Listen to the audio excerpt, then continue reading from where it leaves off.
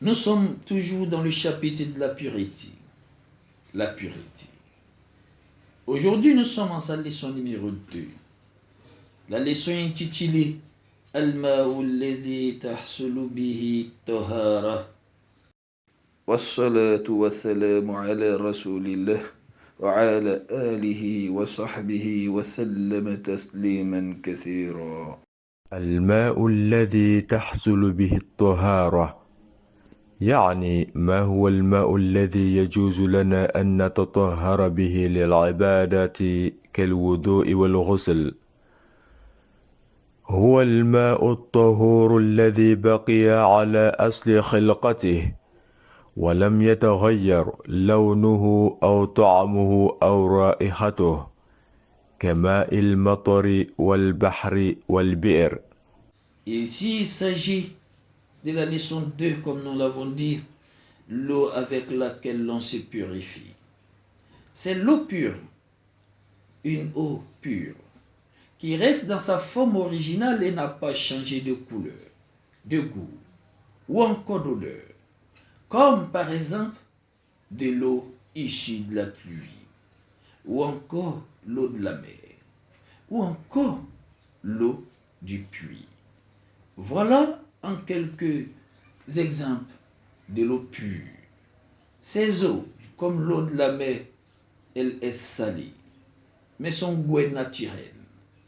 Nous avons aussi de l'eau recueillie souvent dans certaines sources qui ont une autre couleur.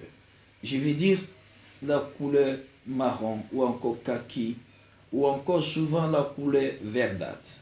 Toutes ces couleurs ne sont pas rejetées parce que ce sont des couleurs naturelles. Ces eaux sont naturelles et cette couleur est venue de manière naturelle. Ces eaux, l'on peut se purifier avec ces eaux. مسألة: إن تغير الماء بشيء لا يفارقه غالبا كالتراب والنبات فإنه طهور يجوز استعماله. Nous pouvons citer aussi, entre autres, une autre qualité d'eau qui est autorisée ou encore que l'on peut utiliser pour se purifier. Il s'agit d'une eau qui est mélangée avec quelque chose qui n'est censé pas souvent. Ça veut dire quoi? De l'eau qui est mélangée avec de la terre, de la boue. Elle reste toujours naturelle. Des plantes. Mélangée avec des plantes par exemple. Cette eau aussi est naturelle, est pure. Alors, elle est pure et il est permis de les utiliser. Je veux dire, des eaux mélangées avec de la boue, encore de la terre, ou encore des eaux mélangées avec des plantes, sont des eaux autorisées à se purifier avec. Donc, mon frère, ma soeur, ça c'est la deuxième qualité d'eau pure que nous pouvons utiliser.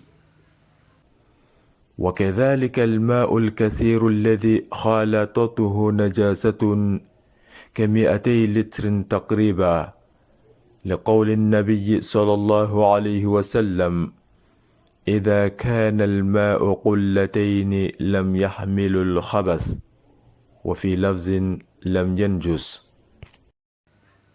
Nous avons aussi une autre qualité d'eau qui est aussi autorisée. Une qualité d'eau que l'on peut utiliser pour se purifier. Il s'agit d'une eau d'une grande quantité au-delà de 200 litres. Donc cette qualité d'eau, lorsque elle est mélangée avec une impureté, l'on peut l'utiliser comme l'eau pure. L'on peut l'utiliser pour se purifier. Le prophète sallallahu alayhi wa sallam nous dit dans ce hadith, et je cite: إذا كان الماء كلتين لم يحمل الخبث وفي لفظ لم ينجس. Le prophète sallallahu alayhi wa sallam nous donne ici une importance capitale ou encore je dirais une information capitale. Il nous dit: Si la quantité de l'eau atteint environ 200 litres ou plus, cette eau reste pure. C'est-à-dire quoi? Mon frère, ma soeur, lorsqu'une impureté tombe ou encore est lâchée dans une eau pure initialement, d'une quantité équivalente à 200 litres ou plus, cette eau reste pure. Cette eau reste pure. Merci à toi, mon frère, ma soeur. Et nous prions Allah qu'Allah nous facilite ces pratiques et qu'Allah fasse de nous des purs et qu'Allah fasse de nous des purifiés, qu'Allah fasse de nous des hommes ou encore des adeptes de la pureté, car le prophète sallallahu alayhi wa sallam nous enseigne que notre religion ou encore notre foi a pour moitié la pureté. Merci à vous et à toi et cherchez salam alaikum wa rahmatullahi wa barakatuh.